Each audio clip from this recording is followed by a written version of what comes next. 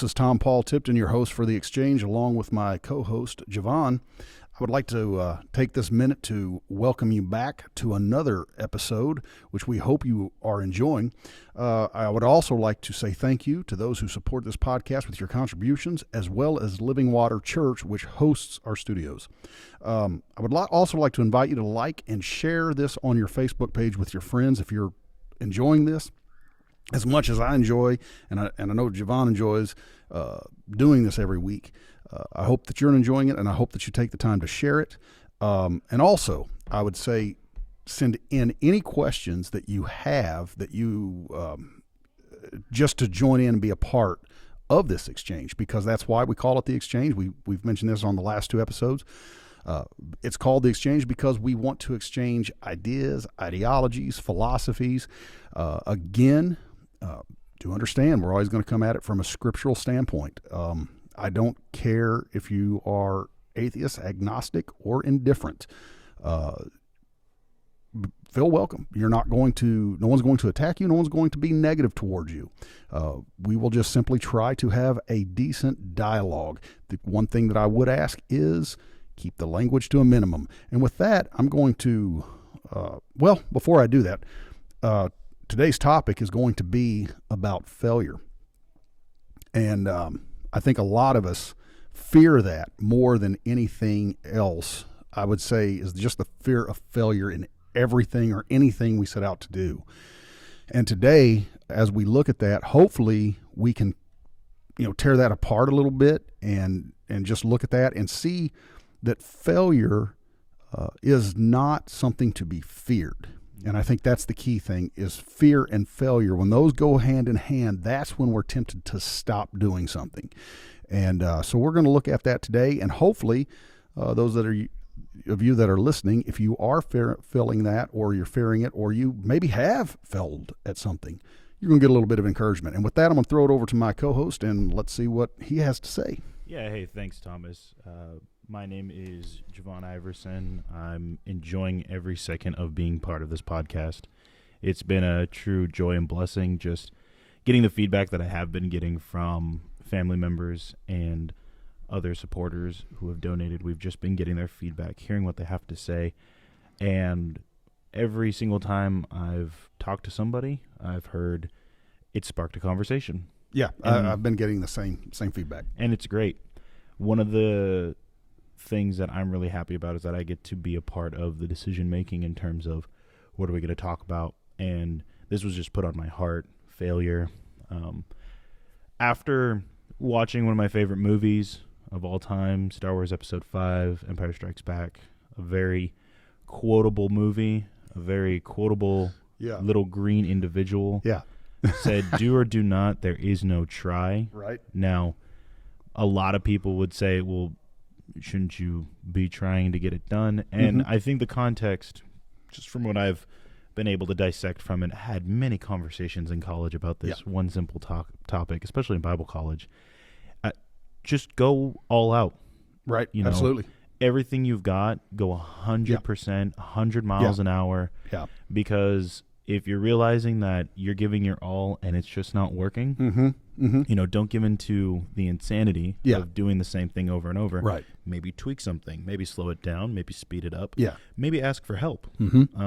But when you truly fail, and you and I discussed this, when you truly fail, it's when you give up. It's when you fall back into a complacent state of mind.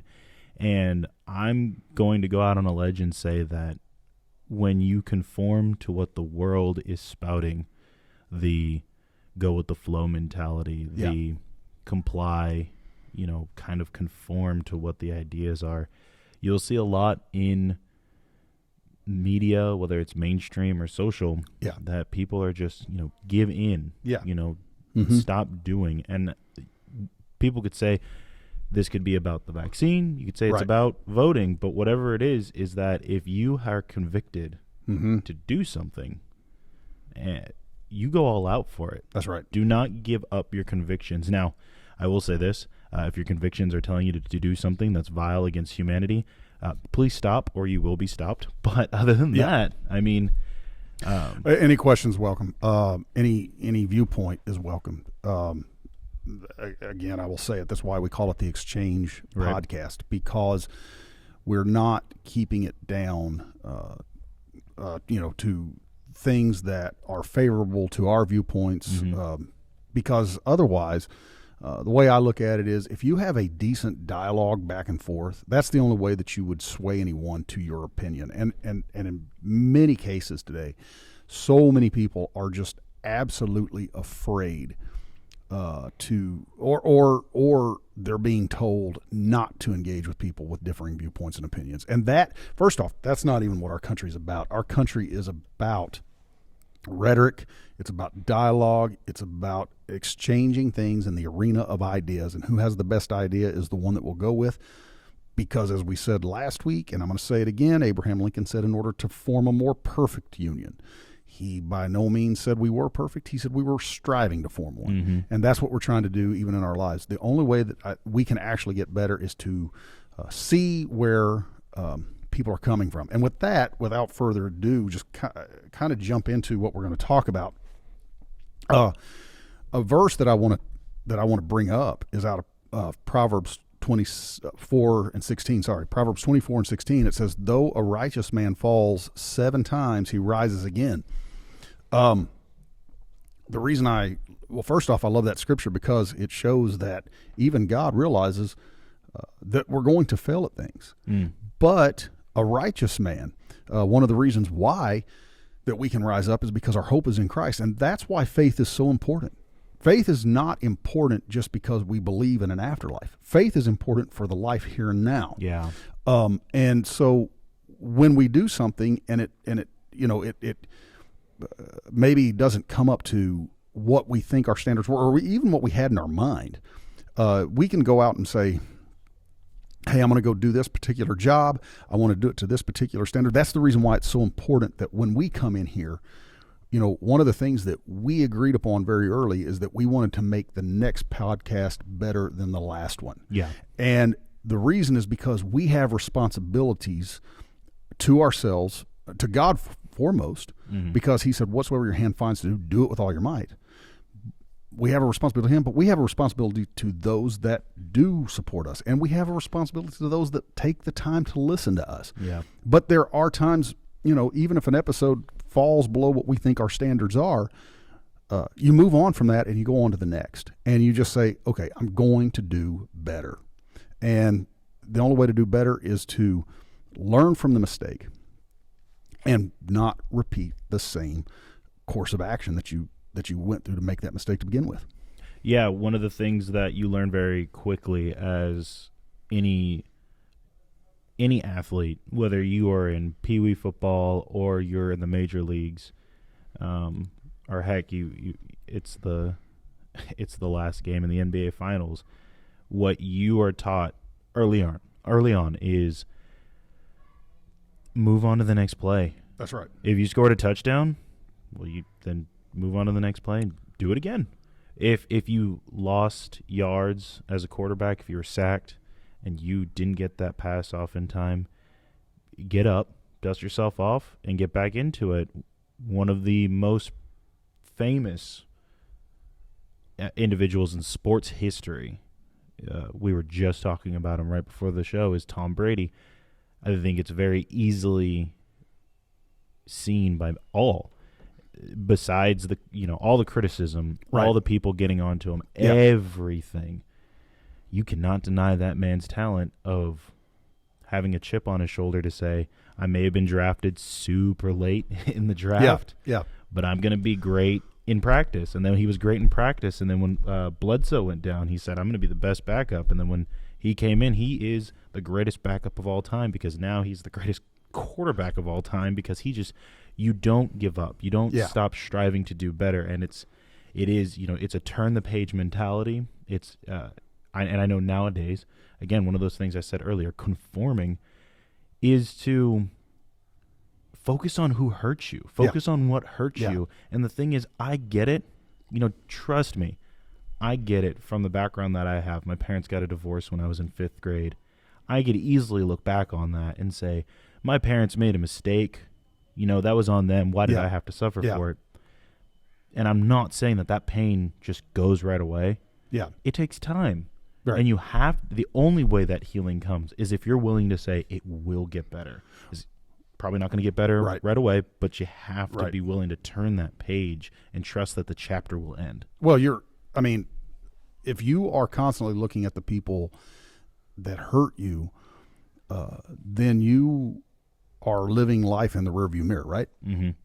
So if you really want to get back at somebody, and I think that's human nature to go, man, I want revenge on this person that did me wrong. Yeah. If you really want that revenge, the best revenge, someone told me several years ago, I'd been through a very emotional situation, very, very rough situation. And some things were said about me that as they got back to me, I thought, man, why are they saying that? Why are they doing this? Mm. And I wanted to do something about it. And this person said, you really want to do something about it? Just move on. And really, if you want to know what the best revenge is it's don't live life in the rearview mirror focusing on that person, because as long as you're doing that, you can't focus on yourself. Yeah. Live life looking forward, because as long as you're looking forward, when you become a success, the people that have ran you down, the people that have said things about you that has been as derogatory as they can make it, have to eat the crow, as they say, because now that you are no longer encumbered by what they're saying or doing. You are living your life, and we talked about, I don't know, did you get a chance to, because as we were kind of going over this podcast and what we were going to talk about, you had made mention of Abraham Lincoln and the failures that he had. Were you able to look at all of that? I wasn't with the work week I had. No, okay. I will say I know the and that's the most why prolific is just him failing multiple times and trying to become, just to get a office, not just presidency, but I know for governor, all this different things.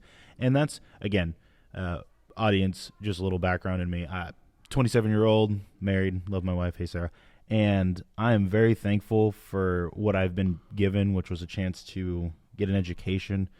But I am learning just through this process. Mm-hmm. Something that I know that I will do better at is my research into everything. I've noticed that a lot of times, Thomas is a very good example of this. You'll get it more from him for now, but I'm working on just every mention of anything.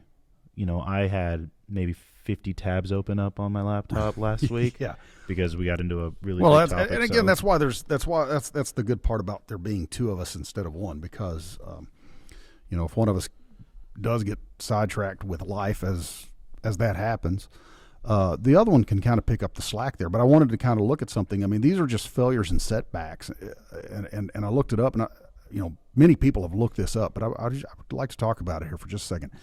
1832, he was defeated for state legislature. In 1833, he failed in business. 1835, his sweetheart died. In 1836, he had a nervous breakdown.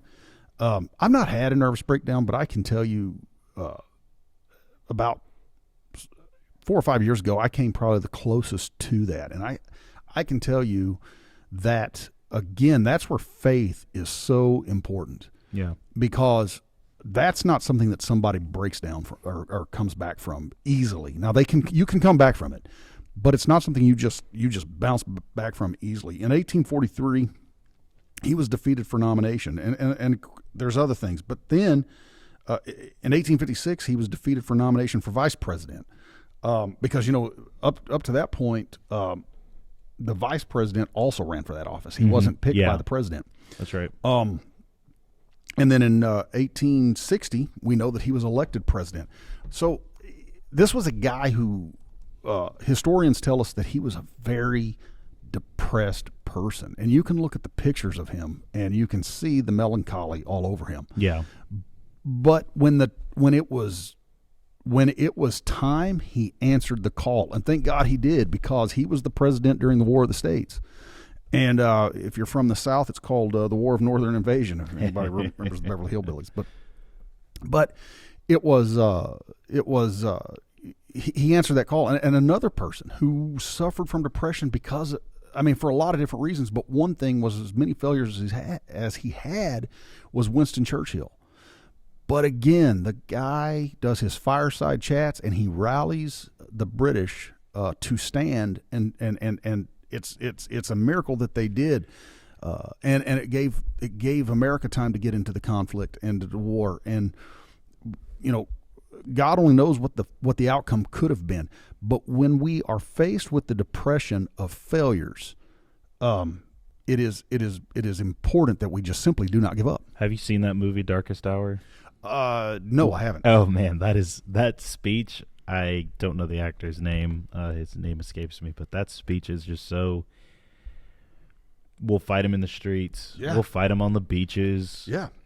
And even if our island here in Europe succumbs, to German oppression, I know in my heart of hearts that faith that you're talking about. He's and I'm butchering his speech. If you haven't seen Darkest Hour, I'd say go watch it. But spoiler warning, we win the World War.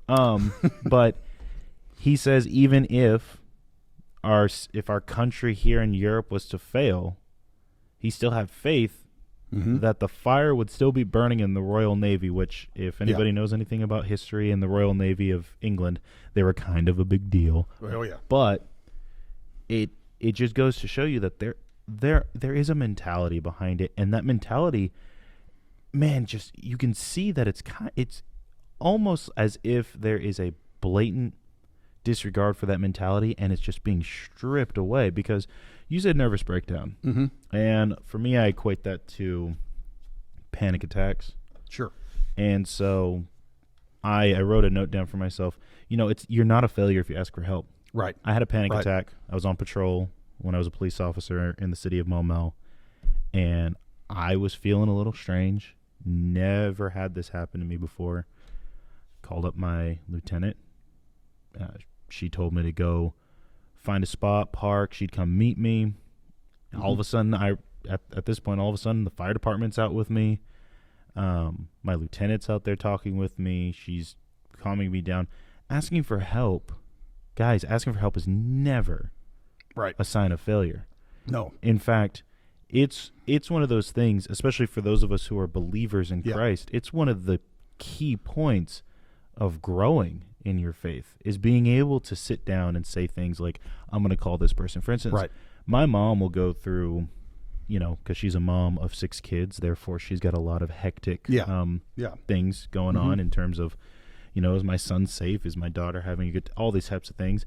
And I'll call my mom up and I'll say, hey, Mom, you have time to talk? Yeah. Of course she wants to talk to me, but she's willing to say, honey, I need to call my accountability partner because she's got a friend from church. Yeah. And this is also key, a female friend. So you got to have the same gender help keeping you accountable, because they're more than likely going to understand you a little bit more than the average bear. And sometimes she just calls them up for help, for guidance, for anything. And so when you have those moments of a nervous breakdown, a panic attack, or depression, being in charge of the youth here at the church, I tell my guys all the time, and I know it's not going to happen every single time, but A, it's important for us to communicate that I'm going to be here. Yeah. And B, you have to be willing to say, you have to be willing to step out of your comfort zone, because it is a comfort zone, and ask for that help. That's right. Well, another person that I think of that, you mentioned depression. He's probably one of my favorite preachers of old, and probably orators, and that's Charles Spurgeon. And he talked about depression, and one of the things he called it a black dog, if I remember correctly. And when he would go through depression, he would go to this other part of the island of England, and because the reason he would go there is it almost stayed like springtime all year long. Oh, well. So I think that, it is good to have, different locations, different places to go. But we also have to realize, too, that in life, sometimes we just kind of have to make a stand. We have to just stand and go with it. In fact, the scripture tells us, when having done all to stand, stand. So we have to sometimes just face life, regardless of what our thoughts and our feelings are, regardless of what everything or everyone maybe is telling us. Because there's a lot of people. Again, you mentioned Tom Brady, and I had watched the documentary on him, and one of the first things he does when he gets signed to the Patriots is he goes to the owner of the team and he says, I know you don't know me. He said, yeah. I said, I know you. And he tells him, he said, he tells him what draft pick number he was. And he said, when I said that, he said, Tom Brady looked me straight in the eye and said, and you've made the best choice. Now, is that arrogance? No, it's not arrogance, but it's somebody who had the confidence that he could prove what he was up there to do and what he wanted to do. And, a quote that is used a lot, and I love it, but is when, Thomas Edison, they asked him about how to make a light bulb. He said, I know 99 ways not to make a light bulb, and Albert Einstein, he said, you're never a failure until you quit. You're never a failure until you don't try. And so many times, what gets in our way, more than anything else, it's not the obstacles, it's not people, it's not a lack of finances, it's not where we come from, it's not a situation. It is simply our mind tells us we can't do it. And as a Christian, there's a lot of things. There's a lot of endeavors over the years that I've tried. But there's one scripture that I always go to, and that is, I can do all things through Christ which strengthens me. Now, that doesn't mean, we hear so many times, well, you can be anything you want to be. That's not true. That's not true. There are some things that we just simply don't have an ability to do. But I think a lot of times we don't have a desire to do it. And if we would listen to that inner desire, sometimes we pick things because maybe our friends are doing it or our family's doing it, and then we're a failure at it. And then we get discouraged, when if we'll kind of sit back and just think about it, we go, I don't think I really wanted to do that all along. So I just remembered something that I was having a discussion with my parents about. We have this huge family group chat, and there's a lot of times where we have conversations about things. And I think as a family, we started, this is just, I'm going to digress real quick. There's a lot of times where you're having a discussion with somebody, you're not going to agree with them. Mm-hmm. And somewhere you learn that is in the family. So that's just my 2 cents on what I have to get to. Is my parents were saying that certain California school districts were getting rid of D's and F's. And if you just make a simple search, and I'm looking at the Daily Caller website, they have an article on it. It's by Kendall Tights. And here's the thing. You are a failure if you quit. That's right. However, you're not a failure if you get a D and an F. You feel that shame, which has its place. You feel that shame, it should be a lesson. Yeah. So when you are stripping away the opportunity for you to fall, right, that just doesn't work. Mm-hmm. When these school districts in California, it's just California from what I've researched.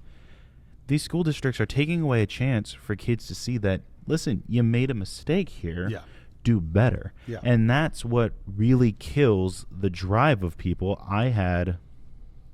The church allowed me to do a lock-in with my boys. And we were here at the church. In fact, we were here in the sanctuary. And we were playing with Nerf guns. And we were having a good time. And we were just kind of playing search and destroy, all these different type of Call of Duty type mission things. And one of the things we did was you had to search for the bomb, and it was a pillow. You had to grab the bomb, and then the game was over. Well, there was 3 versus 2. The 3 people were coming in the building, 2 people were in the building, yada, yada. In the middle of the game, I noticed that nobody was doing anything, so I had to change the game up mid-game, meaning that I had to add another thing to get the game going, so I added a time limit. And when the other team lost, they said, well, I didn't know that there was a time limit now. Mm-hmm. Nobody told me that, and they got upset. I will say this. I definitely know what it's like to have the goalposts Yeah. move so many times that you do get conditioned to think, well, I'm not going to succeed. Right. So I guess what I'm going off of what you're saying is that people my age may come back with what you were saying is that, you get this mindset that you're not going to succeed. But what do you do? Whether you're a believer, whether you're not a believer, what do you do when the goalposts just keep getting moved? You see that they're taking away D's and F's, and it belittles the person who's getting A's all the time, because it's like, oh, the other students are not keeping up with me. Right. And it's in the long run hurting those kids who would otherwise get a D or an F. Yeah. And then the goalposts move in real life, because here's the thing: we don't deal with A, B, C, D, and F in the workforce. Yeah. If you're not reaching something, a quota, or you're not working hard, or you're not coming into work, the boss, no matter how much they like you, because you can be a likable person, you're going to get fired. Yeah. So all this goalpost moving, all of this, what do you say to the person who has had nothing but the goalposts moved, and they've just been in a constant state of, well, everything I do just falls apart? That's where I would say you compare yourself to yourself. It's never good to compare yourself to what someone else is doing. It's the same thing as, if you're in a classroom and, the average student, depending on the subject, is a B student in that class. And then all of a sudden you get this person that comes in who's, super smart, and then they become the curve, as you will. Typically, historically, that's never been what was the deciding factor on how to grade everybody else. But I would say if the goalposts are constantly being moved, you just simply have to go, okay, I can't control that. If you're a person who's driven hard, like you have a lot of ambition, one of the things to do is to quickly understand what is and what is not in your control. And one of the things that's not in your control is when people start moving the goalposts. But what is in your control is to set the benchmarks for yourself, and always make certain that they're attainable for yourself, and then always try to supersede those benchmarks for yourself. I loved what Bruce Lee would always say: your target's not what's standing in front of you; it's so many feet behind you. That's the key. You don't look at the target and go, well, I can't succeed because of this. You go, no, I will succeed in spite of this. And that's, I think, what a lot of it is. It's not a means to get arrogant. It's just a means to go, no, there's more to me than that. So I get that. And which brings me to something, because I was telling you that this episode specifically about failure gives us a chance for our viewers, our listeners, to kind of know a little bit more about us. Sure. And so, if you don't mind, I want to speak on failure specifically, on what you just said. There's some things that you can't control. Yeah. And something that I couldn't control was, at the time when I was a police officer a year ago, I made a mistake. Yeah. That, in my mind, I thought, okay, I could fix this. I could do it better. However, my superiors didn't see that way, and they terminated my employment there. Sure. I was fired. That stunk, right? Because I thought to myself, what could I have done to do better? Sure. However, the reality is that I'm going through everything. I'm reading through all the documents. I'm reading through all the things that was a mistake, that, it's taken a year now for me to get out of that funk of, I could have done something better. I'm a failure because, no, I failed in one aspect, but I'm not a failure because through this last year, just been opportunities. One of those opportunities to do better was this podcast. Yeah. Was to talk about these things, to give an encouragement to know that, listen, a year seems like a long time, and I get that. So I'm not going to say, but don't worry, it's going to get better. It is a long time. It can be. It could have taken a couple months. It depends on who you are. Just know that you have to, what got me through it is my faith, but also is that turn the page mentality. That's right. Mm-hmm. Is falling back on that and remembering, okay, that mistake happened in February, and it was June at the time that you and I started talking about this podcast. Yeah. And I thought, you know what? I made that mistake. It's okay in the grand scheme of things. That's right. And I think a lot of people my age, especially, I'm not going to speak for everyone. Again, that's, I want to hear it from people, but just from what I've seen is that they'll see a mistake and it just kills them.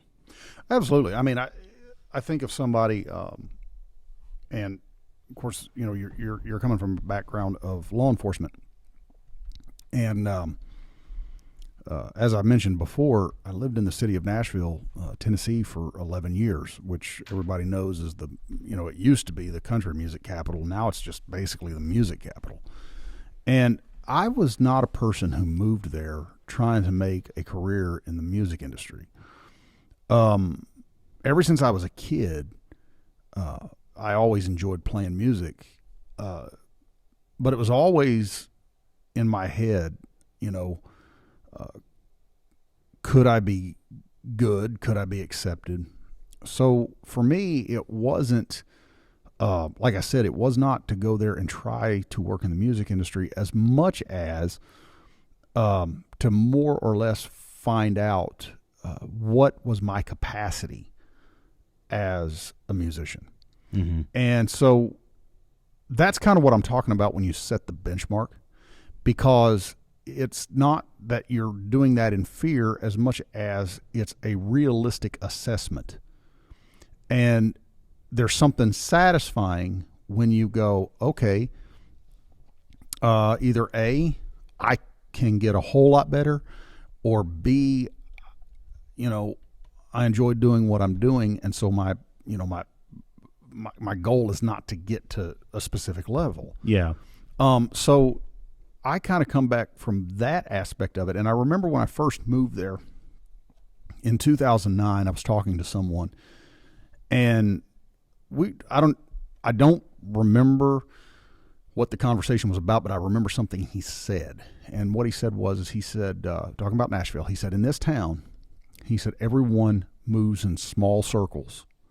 He said, but all those small circles bump into each other. And he said, if you burn someone, you might as well pack your bags and go, because you're done. And as I thought about that, of course, as far as I know, Garth Brooks never burnt anybody, but everybody knows who Garth Brooks is. He's kind of like Michael Jordan in the sense you may not know anything about basketball, but you're going to go, oh yeah, Michael Jordan, he plays basketball. Right. Or he played basketball. Garth Brooks is kind of in that same level, but he was turned down by 7 record labels. 7. Okay, let me tell you a little bit about that.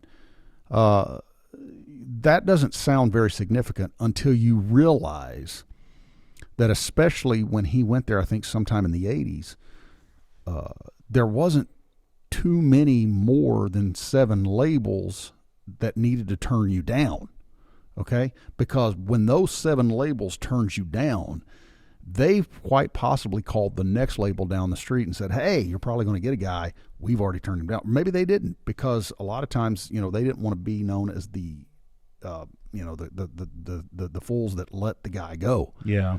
But eventually that's what happened, because eventually that 8th label said, we want to take a risk on this guy. And that's what it comes down to, quit worrying about the failures and start looking at, well, who's the person that's going to take the risk? Yeah.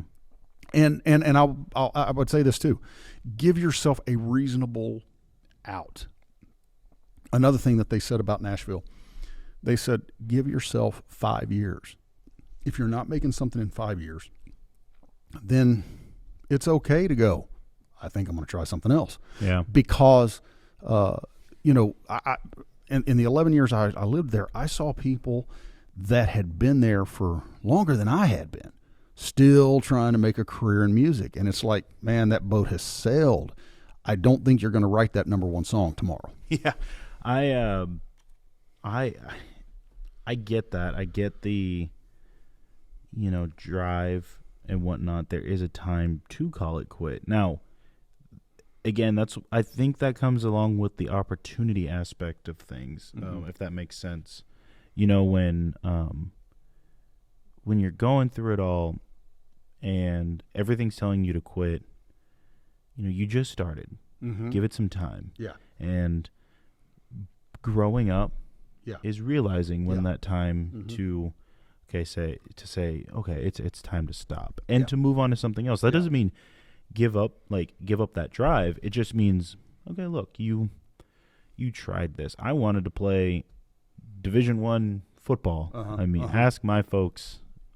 Like every single day, I was just always hooked to college football. I don't have the size. That's just how things work. Mm-hmm. But you couldn't tell me that while I was going through it. Mm-hmm. In high school, I was working my butt off. I was working out. Yeah. And, that's good because, going to quote Yoda again, your failure is the best teacher, meaning you work and work and work and you play a football game and your team doesn't win, or you get to signing day for the NCAA and you're not called up to the quote-unquote the next level. Right. It's okay to say, you know what, I did my best. What did I learn about myself? Mm-hmm. It's setting those benchmarks, like you said, for yourself. And guess what? If one of those benchmarks gets you into the Hall of Fame, by all means. Kobe Bryant had that mentality. Right. Rest in peace. Right. And Michael Jordan had that mentality. Mm-hmm. All these different type of people, whether you love them or hate them, Donald Trump has that mentality. Yeah.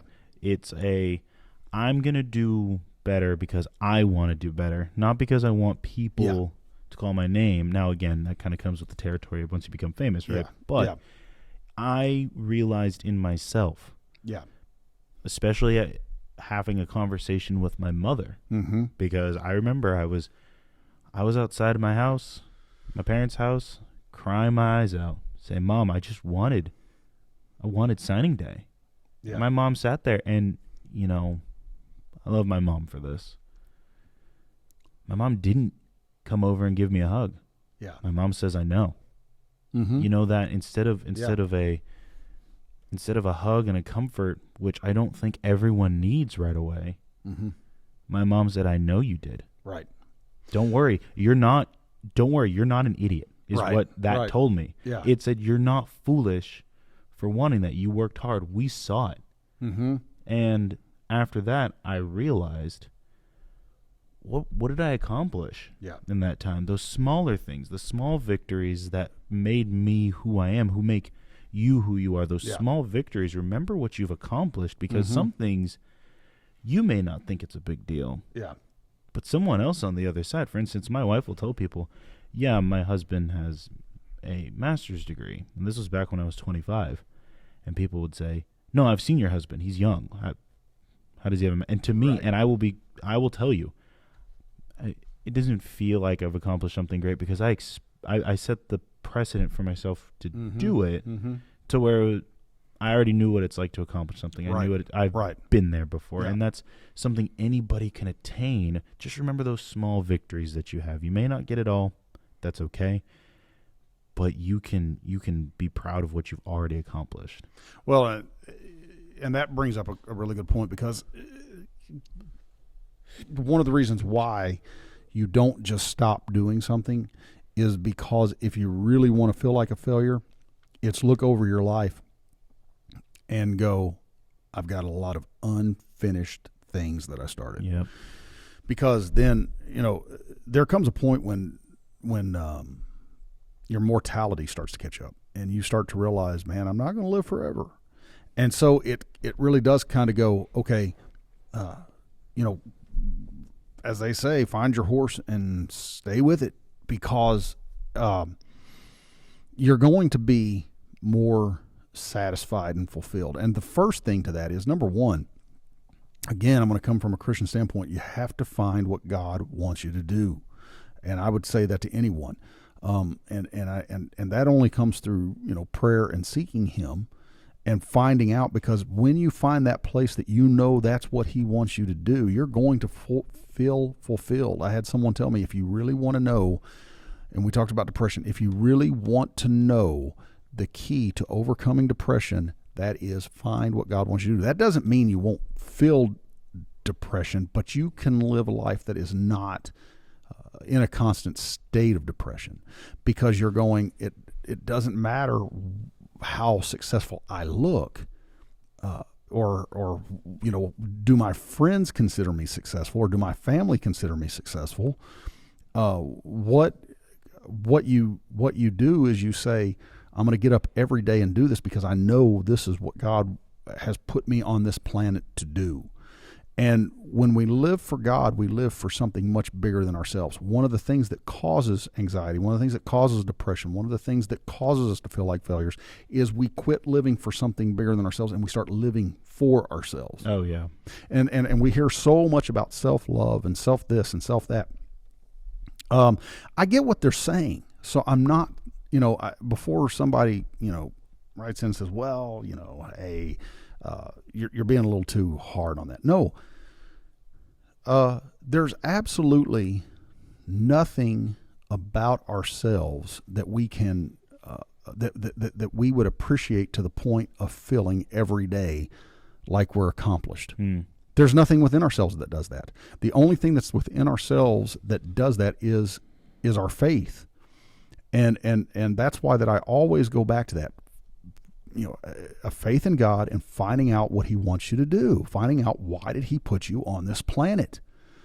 If you find that, that will eradicate many of the questions we have. Everybody talks about mental health and what goes along with that, especially with the negatives that come to your mental health, come from social media. Yes. And that self-love is totally just exemplified. Yes. So much so in social media that there was a situation that took place on. Are you familiar with Twitch? Yeah. It's like a live streaming service Yeah. for people to play video games. That's what it was made for. Yeah. But they have a bunch of different other. Never been on it, but I am familiar with it. Yeah, they have a bunch of different things. For instance, you can there's a just talking section where people are doing what we do. Right. But there was a controversy that happened where a streamer named Pokimane and a bunch of other streamers were just watching other people's content. Mm-hmm. She was called out by another streamer, and all that other streamer was doing, and I say all that other streamer was doing because all they were doing was telling people to go to her chat and put F in the chat. Just kind of means it's some sort of meme that I still do not understand to this day, but it says put F in the chat if you're feeling sad type thing. So a bunch of people were just spamming F in her chat. Yeah. And to be clear, we're not using that as a shortcut for no. It's I think it comes just to help with the context. I think it comes from a video game where at one point you're at this funeral, and in the game it says press F to show respect. Yeah. So I just wanted to clear that. And if you know anything about the internet, everything is a meme. Yeah. Nothing is sacred on the internet. Right. So as I was saying, is that in Twitch the controversy was that she was watching other people's content, and that is an offense. Copyright laws and all that, terms of service. Yeah. Blase. But what happened is she made sure that the person who was telling everybody to put F in the chat was just deleted off of Twitch, permanently banned, not able to stream on Twitch. And I think that kind of goes back to our conversation last week. Yes. Well, here's the thing. That self-love that everybody gets. I mean, Pokimane is, I don't know. I want to say maybe top 20 Twitch streamers, and there's hundreds of thousands of people on that website. She's top 20 or so, and she makes a whole bunch of money. It's great. She found a niche. She got it. Good for her. Right. However, she's got all the admiration. She's got fans galore. And yet one person's action cut her down. For instance, you if we were to compare, it's hard to, but we're going to compare them in their own trade. Right.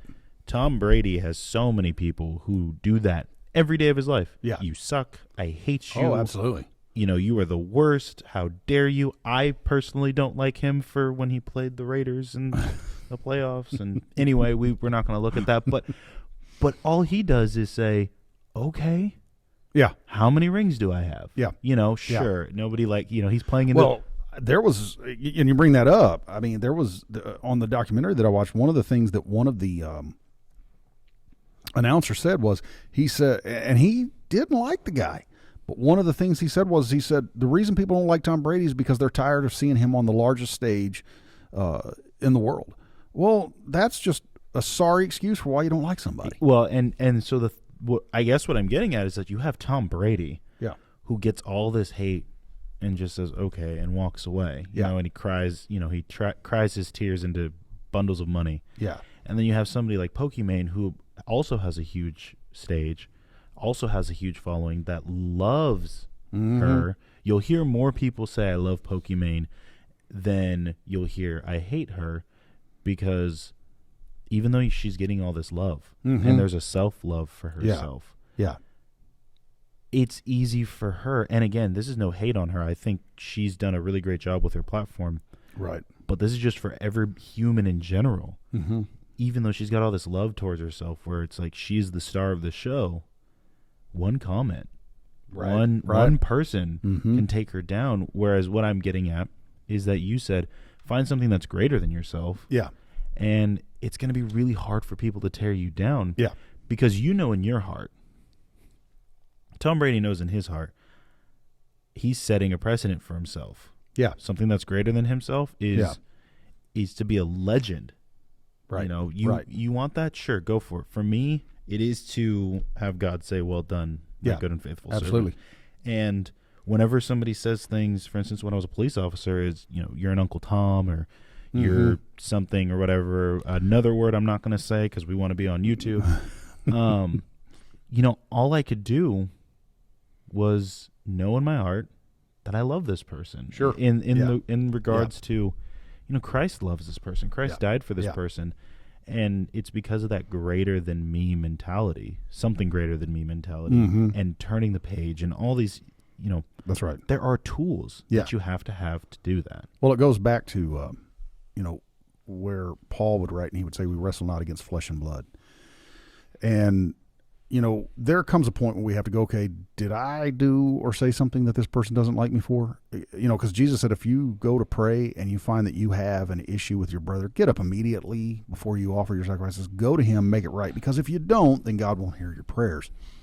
But you also have to realize, too, that I'm not saying that the person who does it is the devil or anything of that nature, but sometimes they, their issue isn't so much with you as much as it is a spiritual issue. Yeah. And so that's kind of what you have to realize. Again, what he says, we wrestle not against flesh and blood. But you also, too, kind of going back to and I don't want to go back to a week's old episode, but going back to what we talked about last week, one of the reasons why people will try to get you stopped from what it is that you're being successful at is because the people that will tell you you can't are the ones that never did. They are battling, feeling like failures because maybe for a slew of reasons. Maybe they never attempted to try. They're living with the woulda, coulda, and shoulda. They tried and just couldn't do it, or maybe they tried and didn't know how to revamp and try again. I'll give you an example though too. There's a show on radio called Coast to Coast, and I love listening to. It comes on late at night. Something I used to love to listen to. I haven't listened to it in a long time, but I mean, it's everybody in the country with you name it. They call into the show. I mean, from extraterrestrial to you name it. Okay. So the guy who started the show years ago tried to be on radio as a talk show, and he just couldn't make it.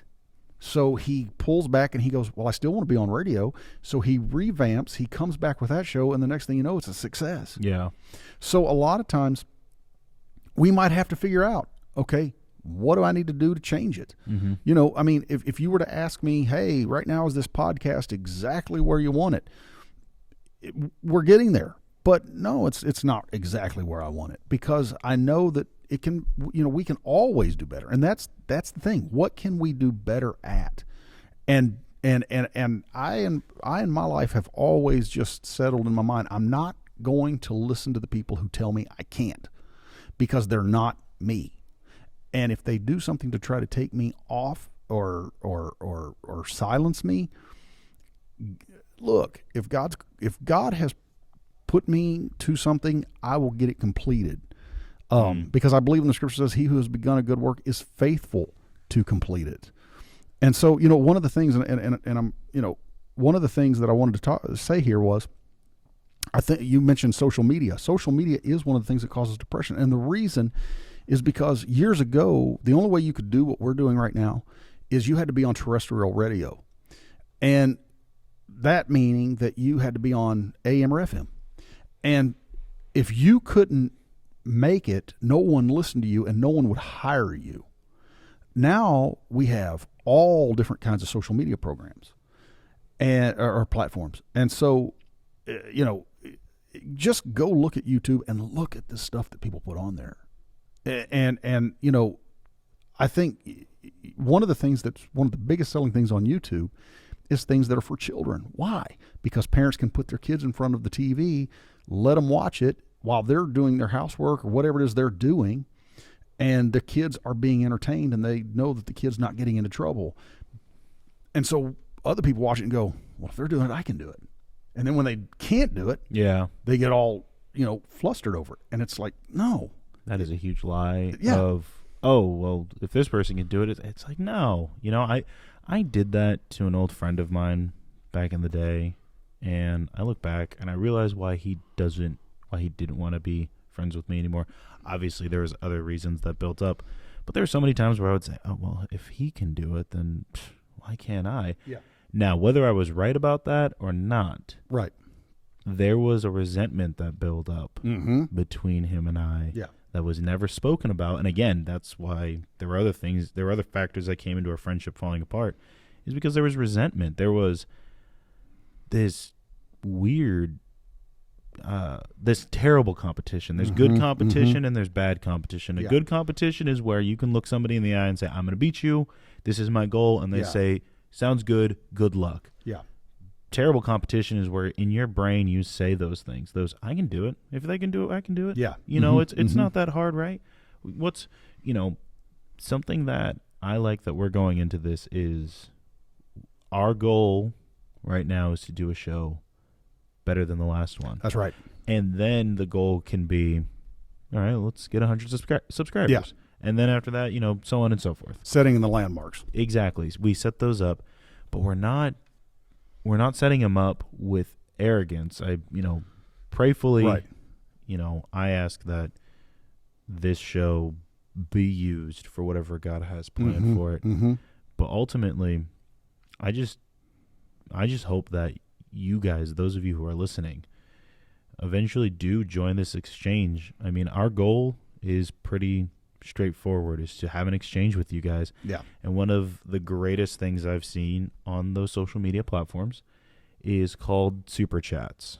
And having the ability to, while live streaming, you, the audience, get to send us questions, get to send us, remarks. I've seen super chats ranging from, we love you, we're thankful, this is why we're donating, to, hey, I hate you, and you said this wrong. And then we get to discuss it right there. You will notice that this will be a little bit of a shorter episode, but I can't wait till we're where we are forced to do an hour to 2 hours to 3 hour podcast, because we have a guest for one, and then we're also discussing with our fans, hey, this is what we're going to do. And those days are coming, and I look forward to it too. Again, like I said, I mean, one of the things that is probably the most fun for me, aside from being able to have a mic and talking to people that are listening to us, I love it. I love dialogue. I love conversation. I'm not a person who does great at small talk, but I love to have a conversation with somebody with something that has depth. That's who I am. I can do small talk. I'm just not that good at it. But I love to just get this, research the material that we're going to be talking about, and I'm looking forward to every podcast. This is like we're into our third one, and I'm as it's just as fun as the first one was. Came in here singing Elvis. I'm so excited. I don't know. I might do it. Yeah, I don't know. I don't know if we'll get that on here, but I don't think any. I think if I do my Elvis impersonation, we will for sure lose our listeners. But I did live in Tupelo, Mississippi. A funny story about that. I remember I was working at a coffee shop, and I didn't forget he was from Tupelo, but I forgot it was an Elvis, some kind of a fair that they did, and all the Elvis impersonators were there, and I kid you not, they were standing. I don't know how many Elvis variations I had standing in front of me. I bet there was 25 of them, and they were lined up out the door. And I'm like, I can't think of the name of it now, but there was a movie with Nicolas Cage where they're Elvises and they're parachuting. I thought that's what it was. I was going, are we redoing that movie? And but no, coming from Tupelo, man, it kind of gets in your blood a little bit, but no. Of course. But no, I do. I love doing the show. And here's the thing. I think probably the most comforting thought is I'm just striving to do my best. I'm just wanting to do my best. Give something that people find entertaining, something people find informative, and they want to pick it up every week. And as we said, we're looking into different platforms right now. We're going to be on Facebook, but I would recommend, if you enjoy this, like it, share it, and tell your friends about it. I think it goes without saying that was a wonderful exchange. Thank you for joining us, and have a great weekend.